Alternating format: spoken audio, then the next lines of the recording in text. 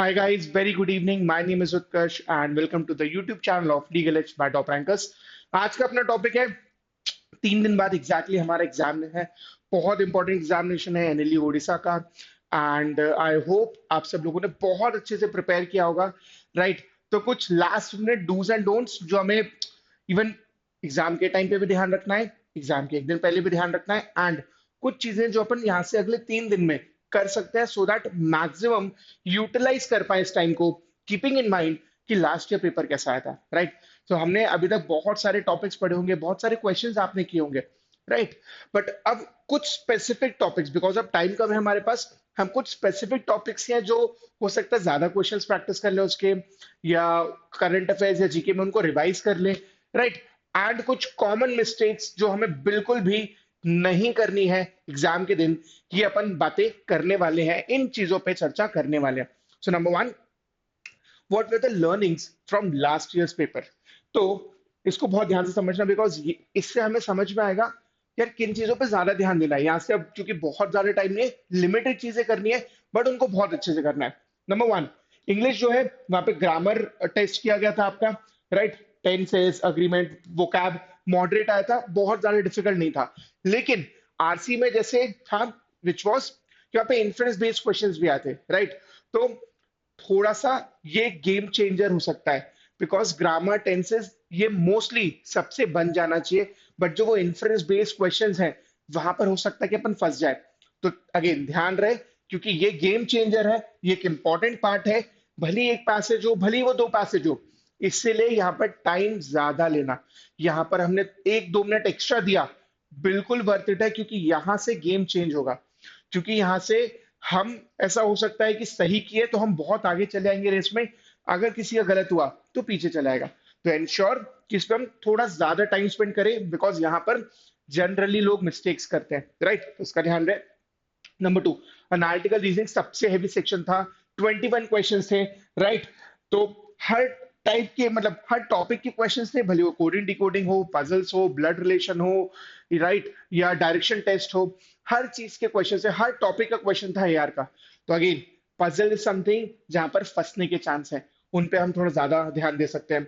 Coding decoding हो गया, I hope आप सब लोगों ने बहुत सारे क्वेश्चंस ऑलरेडी प्रैक्टिस किए होंगे, बट क्योंकि अब बहुत ज्यादा दिन नहीं है, may be those last 50-100 questions भी अगर आप प्रैक्टिस कर लो तो बन जाए, बिकॉज कोडिंग डिकोडिंग पे भी अच्छे खासे क्वेश्चन थे। पजल में जनरली लोग फंसते हैं कि अगर वो सीटिंग अरेंजमेंट हो गया, डेटा अरेंजमेंट हो गया, तो वहां पे फंसने के चांसेस होते हैं, तो उनको प्रैक्टिस कर सकते हो। क्रिटिकल रीजनिंग, इवन दो यहाँ पे सिर्फ 13 क्वेश्चन दिख रहे हैं, 13 मार्क्स दिख रहे हैं, बट ट्रस्ट मी, जैसे ये आरसी वाला था ना कि यहाँ पर इन्फ्रेंस बेस्ड क्वेश्चन थे, वैसे सीआर में भी ये गेम चेंजर होने वाला है, राइट? ये वो डिस्टिंग्विश करेगा रैंक्स में। तो अगर किसी को रैंक में आगे निकलना है ना, वो इसकी वजह से होगा, भली वो सीआर हो, भली वो आरसी वाला इन्फ्रेंस बेस्ड आरसी हो, राइट? तो अगर इस टाइप के क्वेश्चन आएंगे ना, तो ये हमें एक चांस देंगे कि हम दूसरों से आगे निकल पाए। तो यहाँ पर अगेन ध्यान रखना, थोड़ा सा एक्स्ट्रा टाइम देना बिल्कुल वर्थ इट है। सो एनएलयू के एग्जाम में इट वोंट बी लाइक कि टाइम का इशू हो रहा है, टाइम क्रंच है, ऐसा नहीं होगा। इसलिए ध्यान रहे कि जहां पर हम स्पीड में जा सकते हैं, जो इजी क्वेश्चंस हैं उनको करते जाएं, एंड हमें जो पता है, जो डिसाइडिंग सेक्शंस हो सकते हैं, जो डिसाइडिंग पार्ट हो सकता है पेपर का, उसको हम थोड़ा सा एक्स्ट्रा टाइम दें, बिल्कुल चलेगा वो, राइट? जीके में अगेन कॉमन टॉपिक्स है, that is books and authors, organisations, polity. Polity से you can expect good number of questions, right? Geography के भी क्वेश्चन थे, बेसिक इकोनॉमिक्स के भी क्वेश्चन थे, स्कीम्स पे भी क्वेश्चन थे, ठीक है? तो वो बुक्स एंड ऑथर्स हो गया। अगेन बहुत ज्यादा नहीं होगा, 3-4 पेज है, बट जल्दी से फटाक से इसको एक बार, दो बार, 3 बार पढ़ लो। बुक्स एंड ऑथर से क्वेश्चंस आता है यूजुअली कोई भी एप्टीट्यूड एग्जामिनेशन में, जहां पर भी जीके आता है, तो वहां पे अवार्ड्स हो गया, बुक्स एंड ऑथर्स हो गए, ऑर्गेनाइजेशन हो गए, यूएन से रिलेटेड हो गया, वहां पे पूछा जाता है क्वेश्चन। इसका ध्यान रखना, इसका अपन थोड़ा रिवाइज कर सकते हैं, राइट? लीगल रीजनिंग बहुत ज्यादा एज सच रीडिंग बेस्ड नहीं था, सिर्फ एक था principle fact based question, very very doable, वहां पर कोई पंगा नहीं है ना।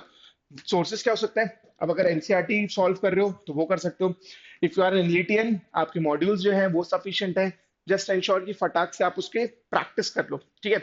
अच्छे से क्वेश्चंस लगाओ। हाँ, ये जरूर हो सकता है कि मैं उसको प्रायोरिटी वाइज डिवाइड कर लूं, कि लेट्स से ये 5 टॉपिक्स जो है, ये मेरा P1 होना चाहिए, इनके तो मुझे 100 क्वेश्चंस करने हैं। जो P2 है, वहां पे अगर 50 क्वेश्चंस के तो भी सफिशिएंट है, राइट? एंड और वो अपन डिसाइड कैसे करेंगे भाई, जिसकी जितनी वैल्यू है। एआर में मुझे पता है कि बहुत सारे टॉपिक्स आते हैं, और कौन से टॉपिक्स हैं जहां पर मैं थोड़ा सा वीक हूँ, जिसमें मार्क्स कम आ रहे हैं। आई होप आप सब लोगों ने मॉक्स दिए हैं, राइट? तो मॉक्स से मैं एनालाइज कर पाऊंगा कि कौन से मेरे टॉपिक्स वीक है। जो टॉपिक वीक है उसकी ज्यादा प्रैक्टिस कर लो, जो टॉपिक्स बढ़िया चल रहे हैं उनकी अगर अपन ने प्रैक्टिस उनकी भी करना है, उनकी थोड़ी कम प्रैक्टिस की तो भी चल जाएगा, प्रॉब्लम नहीं वहां पर, राइट? मूविंग अहेड, क्या क्या चीजों का ध्यान रखना है हमें, तो देखो, पहले पॉइंट का बेसिकली मतलब ये आसान भाषा में कि भाई आपको ना पेपर 2 राउंड में करना होता है। 2 राउंड में कैसे? पहली बार जब मैं पेपर देख रहा हूँ, जो जो मुझे लड्डू क्वेश्चंस दिख रहे हैं, जो जो मुझे इजी क्वेश्चंस दिख रहे हैं, उसको सटासट करते जाओ, फटाक से करते जाओ, एकदम बढ़िया तरीके से हो जाएंगे। बिकॉज बहुत सारे ग्रामर बेस्ड क्वेश्चंस होंगे, वो टेंसेस वाले क्वेश्चंस होंगे, वो स्पीड में हो जाएंगे, वहां पर फ्लो नहीं बिगड़ेगा।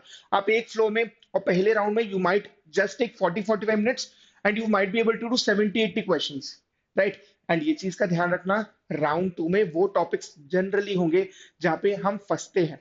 वो सीआर हो सकता है, वो पजल हो सकता है, तो वहां पर थोड़ा एक्स्ट्रा टाइम हमें देना ही होगा। इस राउंड में जब हम पहली बार में इजी इजी क्वेश्चंस कर रहे हैं, हमारी स्पीड बनी रहनी चाहिए, इसका ध्यान रखना, ठीक है? जीके में आगे नहीं होगा, जीके में जो क्वेश्चंस आते हैं उसको आप जल्दी से मार्क करते जाना। आरसीज में ध्यान रहे पूरा पढ़ना है, ठीक है? तो पैसेज पढ़ा, क्वेश्चन पढ़ा, ये कर सकते हो। एक और तरीका ये होता है कि आपने पहले क्वेश्चंस देख लिए, because you will get a lot of time. It's not like कि time will be an issue until आप बहुत पैनिक करने लगो, जो कि बिल्कुल करने की जरूरत नहीं है। Time will not be an issue. ये भी कर सकते हो कि पहले क्वेश्चंस देख लो, फिर उसके आंसर ढूंढ लो पैसेज में। ये करने का भी तरीका है, बिकॉज अपने पास टाइम सफिशिएंट है।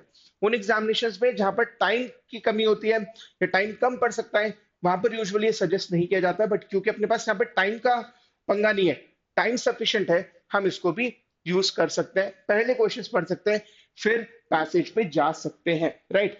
वोकैबुलरी बेस्ड क्वेश्चंस ले पूरी लाइन पढ़ना, जल्दबाजी में मत रहना, आराम से क्वेश्चन हो जाएंगे, ठीक है? तो यूजुअली ये टेंडेंसी होती है जब अपन पेपर स्टार्ट कर रहे होते हैं, तो हम बहुत हड़बड़ाहट में रहते हैं, बहुत जल्दी में रहते हैं। वो हमें नहीं करना, आराम से, ठीक है? सफिशिएंट टाइम है, टाइम कम नहीं पड़ेगा अपन को, ठीक है? लेकिन जल्दबाजी में, हड़बड़ाहट में फटाफट से मार्क करते गए, कई बार ये होता है कि वो मार्क गलत फिल कर दिया। इन चीजों का ध्यान रखना है। एक और चीज इसका ध्यान रखना है, जैसे ही पेपर मिले, पूरे इंस्ट्रक्शंस बहुत अच्छे तरीके से आपको रीड करना है। पूरे इंस्ट्रक्शंस रीड करना, गलती नहीं होना चाहिए। पेपर चेक कर लो सब सही है कि नहीं है, गलत है, कुछ भी गड़बड़ लग रहा है, रिप्लेस कर लो। पेपर के बीच में रिप्लेस नहीं कर पाओगे, ठीक है? तो अगर कुछ भी प्रिंटिंग में गड़बड़ है, कुछ भी है, वो आपको स्टार्टिंग में ही देखना होगा। इसका ध्यान रखें, राइट? अगेन जैसे बोला, critical reasoning might be the decider, take extra time. भले वो आरसी के लिए हो, क्रिटिकल रीजनिंग के लिए हो, एआर का वो पजल हो सकता है, राइट? इस पे आपको एक्स्ट्रा टाइम बिल्कुल देना चाहिए, आराम से सॉल्व करना चाहिए, ठीक है? इसलिए आप चाहो तो इसको राउंड 2 में भी रख सकते हो। जहां पे मुझे दिख रहा है कि मेरे पास पूरा 1 आवर है, I have just 30 question to do, time लेके कर सकते हो, बिल्कुल वर्थ इट है, हो जाएगा आराम से।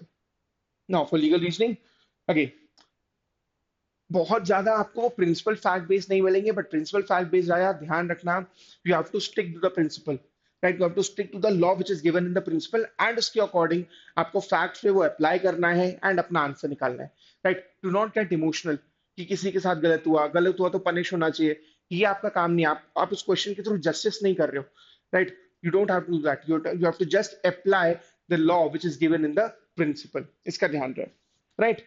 फॉर एआर, यस, ये चीज ध्यान रखना, एआर में हो गया, इवन जनरली मैथ्स में भी होता है, क्योंकि बहुत सारी कैलकुलेशन होती है, वो इतना स्क्रिप्ट कर दिया हमने कि हमें समझ में ही नहीं आ रहा कि हमने क्या लिखा है, राइट? फिर अगर ऐसा हुआ कि फिर से चेक करना है, समझ में ही नहीं आएगा कहाँ से स्टार्ट हुआ कहाँ एंड हुआ। तो थोड़ा सा नीट रखना, राइट? कोई एक्स्ट्रा, कोई रफ शीट नहीं मिलने वाली है, इस चीज का ध्यान रहे आपको, राइट?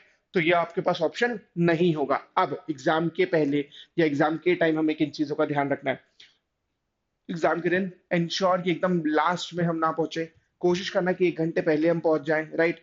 सो दैट अगर एकदम 15 मिनट पहले, 2 मिनट पहले एग्जाम चालू हुआ उसके बाद पहुंचे, राइट, हड़बड़ाओगे, थोड़ी जल्दबाजी होने लगेगी, राइट? एंग्शियस होने लगोगे। कोशिश करना आराम से पहुंच जाओ 1 घंटे पहले, राइट? हो सके तो एक दिन पहले वेन्यू देख लेना, अगर पता नहीं है कौन सा कॉलेज है, कहाँ है सेंटर, तो एक दिन पहले एक बार सेंटर भी देख लेना, सो दैट वो लास्ट दिन कोई हासिल ना हो, कोई गड़बड़ ना हो, right? Again, do not get emotional, number 1, do not take it on your ego. इसका मतलब ये, कि जस्ट बिकॉज मुझसे क्वेश्चन नहीं बन रहा है डजंट मीन मुझसे पेपर नहीं निकलेगा। और बिल्कुल ईगो पे नहीं लेना है, ये नहीं सोचना है कि ये पेपर, ये क्वेश्चन अगर नहीं हुआ तो गड़बड़ हो जाएगा। लग रहा है अभी नहीं बन रहा, इट्स एब्सोल्युटली फाइन, अगले क्वेश्चन पे जाओ। कोई गड़बड़ नहीं किया तुमने, कुछ गलत नहीं किया।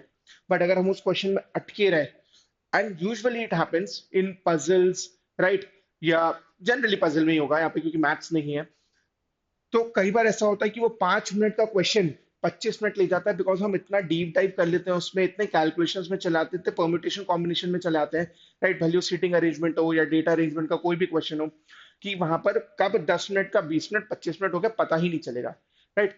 थोड़ा सा ध्यान रखना जब आप इस टाइप के क्वेश्चन प्रैक्टिस करो, या जब इस टाइप के क्वेश्चन प्रैक्टिस करो, और इवन एग्जाम में भी, राइट, कि हमें पता हो कि टाइम का क्या हो रहा है, अदरवाइज लास्ट में पैनिक करेंगे ना। ध्यान रहे, इन केस पेपर टफ आया, इन केस, प्लीज रिमेंबर, सबके लिए टफ होगा। I am saying this from my own experience. I gave CLAT 2015, which is till now the toughest CLAT, right. Tough toughest CLAT इसलिए क्योंकि उस time पे हमें लग रहा था क्लैट का पेपर आएगा, बट कैट टाइप का हो गया था, राइट। उस टाइम पे ये नहीं समझ पा रहे थे कि हुआ क्या है एग्जैक्टली exactly। बाद में रियलाइज हुआ कि यार ये तो सबके साथ हो रहा था, बट उस पर्टिकुलर 2 घंटे में समझ में नहीं आया था। जस्ट इंश्योर कि अगर पेपर टफ आए, हम खुद को याद दिलाएं कि सबके साथ हो रहा है, सिर्फ हमारे साथ नहीं है, दिस इज कॉम्पिटेटिव एग्जामिनेशन, इतने बच्चों का सिलेक्शन होना ही है, it's just that you have to keep calm, घबराना नहीं है, जितना हो सकता है उतना करो, राइट। चांसेस कम है बट स्टिल अगर ऐसा आया, ध्यान रखना सिर्फ तुम अकेले नहीं हो, बहुत सारे लोग हैं, इजीली मैनेज कर लोगे। Just have to keep calm and solve as much as you can, right. Now, कोई स्पेयर क्वेश्चन बुकलेट नहीं मिलेगा, ओएमआर शीट नहीं मिलेगी, अगर, तो रैंडम मिस्टेक्स मत करना कि सर मैंने 2-3 ओएमआर भर दी, 2-3 ओएमआर एज इन 2-3 बबल भर दी सेम क्वेश्चन के, वो रिप्लेस नहीं होगा। रिप्लेस करना है क्वेश्चन पेपर वगैरह तो सिर्फ स्टार्टिंग में होता है, उसके बाद नहीं होगा। वो भी इसलिए क्योंकि कोई प्रिंटिंग में एरर है, पेज फटा हुआ है, कोई रीजन होना चाहिए, राइट। इसका ध्यान रखना। कोई नेगेटिव मार्किंग नहीं है, पूरे के पूरे क्वेश्चंस करना है, do not miss any of the question, कुछ भी मिस नहीं करना है, पूरे क्वेश्चंस लगाने हैं। कोशिश करो कि जितना ज्यादा खुद से सॉल्व करके आंसर निकाल पाए, वेल एंड गुड। नहीं हो रहा है तुक्का मारना, अगर आंसर निकाल पा रहे हो 50-50 है तो डेफिनेटली तुक्के मारने ही है। अगर नहीं भी हो पा रहा है, कुछ समझ में नहीं आ रहा, तो भी you have to bubble all the questions, right. कुछ भी मिस मत करना, राइट, क्योंकि हो सकता है लक हमारे साथ हो, वो अगर 5 के 2 भी सही हो गए तो भी हम एडवांटेज में रहेंगे, राइट। तो अगे जैसे बोला, कोई रफ शीट नहीं मिलेगी, कुछ एक्स्ट्रा नहीं मिलने वाला है, तो उसी में आपको मैनेज करना होगा। रफ शीट का आई थिंक बहुत ज्यादा यूज होगा भी नहीं, या कैलकुलेशन बहुत ज्यादा होगी भी नहीं, ठीक है। सो इंश्योर कि अपन कुछ गड़बड़ ना करें, और बहुत इजीली मैनेज कर लोगे आप, ठीक है। तो ये सारी चीजें का ध्यान रखना है, घबराना नहीं है। इन अगले 2 से 3 दिन में अपन को अच्छे से क्वेश्चंस प्रैक्टिस करने हैं, उन टॉपिक्स में जो on the base of my mock analysis मुझे समझ में आ रहा है थोड़े से खराब चल रहे हैं, या जिनको इम्प्रूव किया जा सकता है, उन क्वेश्चंस को, उन टॉपिक्स को ज्यादा प्रैक्टिस करना, right. So this will be it from my side. Thank you so much and all the very best for your examination. Thank you.